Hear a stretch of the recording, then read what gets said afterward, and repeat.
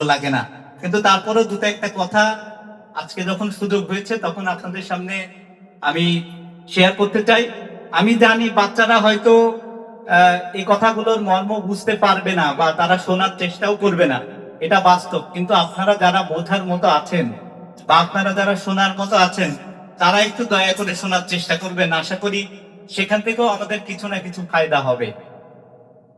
আমি কোনো ইসলামিক আলোচক না, এটা খুব সহজ স্বীকারোক্তি, কিন্তু আল্লাহ তৌফিক দিয়েছে আজকে আপনাদের সামনে কথা বলার, সেজন্য আল্লাহ দরবারে লাখো কোটি শুকরিয়া।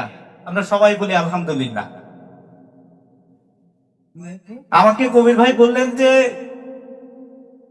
একটা বাচ্চার গড়ে ওঠার পেছনে, একটা বাচ্চা মানুষ হয়ে ওঠার পেছনে অভিভাবকদের কিছু ভূমিকা থাকে, সেই ভূমিকা সম্পর্কে আলাপ করার বা আলোচনা করার।